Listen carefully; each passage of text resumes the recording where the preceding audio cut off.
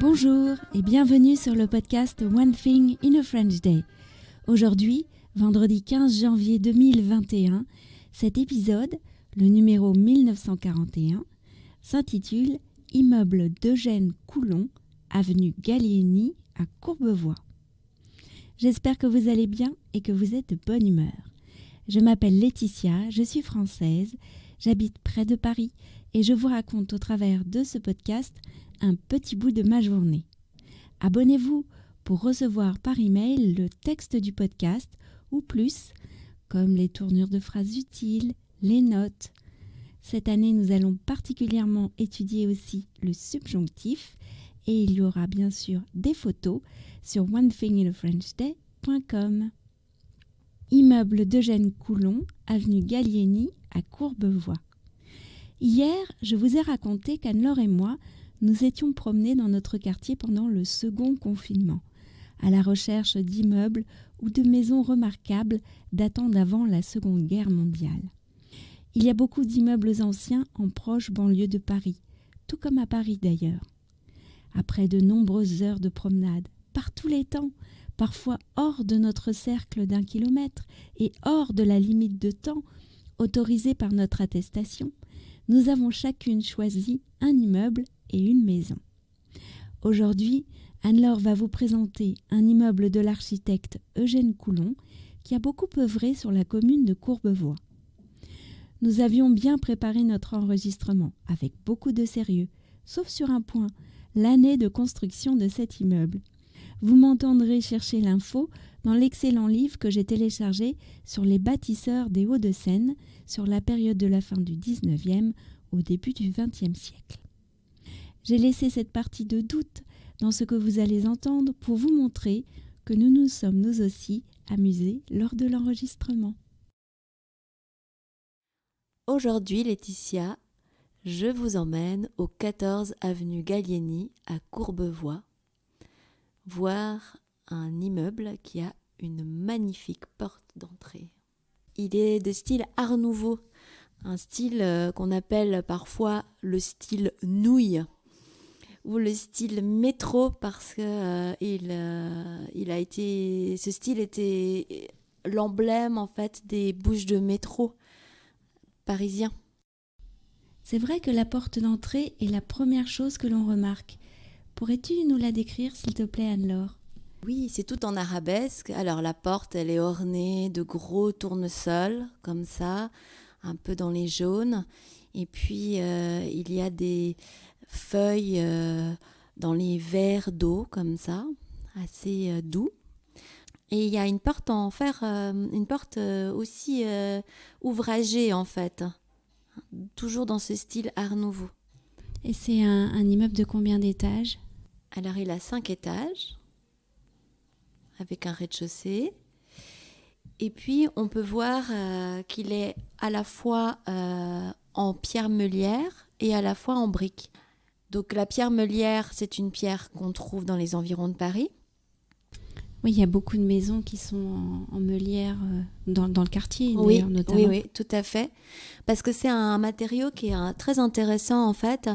C'est une roche qui est à la fois imperméable, qui laisse en même temps quand même passer l'air, donc elle a des propriétés d'isolation et pas seulement thermiques, mais aussi des isolations phoniques. Elle est très résistante et elle a un aspect un peu comme ça, on dirait un fromage avec plein de trous. J'aime pas spécialement, j'avoue. Je la trouve un peu triste. Et oui, parce que c'est marronasse en fait. Oui, c'est marronasse, voire même parfois jaunasse. On est dans les as. Ouais, c'est ça, c'est dégueulasse.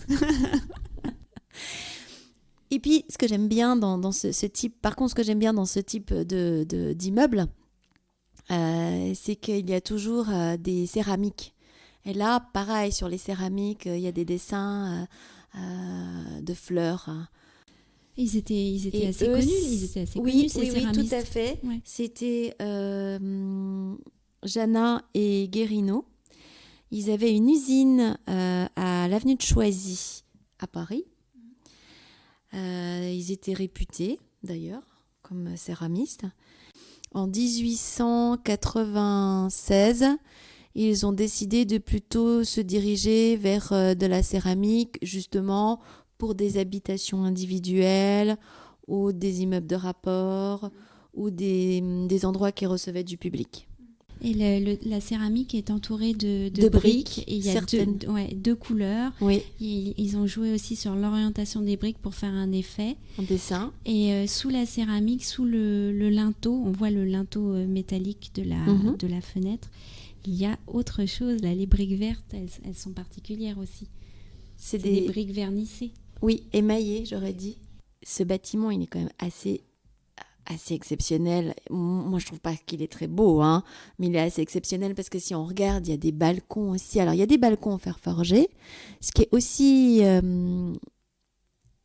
très Art Nouveau, en fait. Hein. Alors, ils utilisaient la ferronnerie, ils utilisaient le verre, ils faisaient parfois des vitraux. Parce que c'est quand même l'idée, l'Art Nouveau, c'est quand même l'idée d'apporter la beauté dans le quotidien. Et au-dessus de certaines fenêtres, alors parfois, il y a d'autres fleurs qui sont des fleurs de marronnier et des feuilles de marronnier. Est-ce qu'on connaît la date de construction de cet immeuble ? Eh bien non. Ah ben non. Ah oui, c'est ça qu'on a cherché tout à l'heure. On est mignonne. Alors, aménagé par Louis Bonnier, le porche était encadré de grands tournesols colorés en plâtre sculpté sur cet immeuble construit vers 1903. Et puis, on ne sait pas très bien pourquoi, il y a une ferronnerie aussi en plein milieu de la façade. Ah oui. Je ne sais pas à quoi elle sert. Elle m'intrigue énormément. On dirait qu'ils ont fait le maximum de choses possibles sur cet immeuble entre les techniques utilisées, la couleur, le jeu sur les couleurs de briques, sur l'orientation des briques. Il y a même des motifs qui sont dessinés en briques sur toutes les travées où il y a de la brique et non pas de la pierre meulière. Mais on a découvert quelque chose en fait à propos de cet immeuble. Eugène Coulon, où est-ce qu'il avait ses bureaux ? Eh ben, au 14 avenue Gallieni. Donc on en a conclu. Qu'est-ce qu'on en a conclu ? Moi aussi, dit que certainement, il montrait tout ce qu'il savait faire, tout ce qu'il pouvait faire. C'est un immeuble carte de visite. C'est ça. Voilà donc pour cet immeuble remarquable de style Art Nouveau à Bécon-les-Bruyères. One Thing in a French Day, c'est fini pour aujourd'hui. Si vous avez envie de m'envoyer un message, voici mon adresse email frenchday@gmail.com. Je vous souhaite à tous de passer un très bon week-end et je vous dis à lundi prochain pour un nouvel épisode du podcast. À bientôt, au revoir.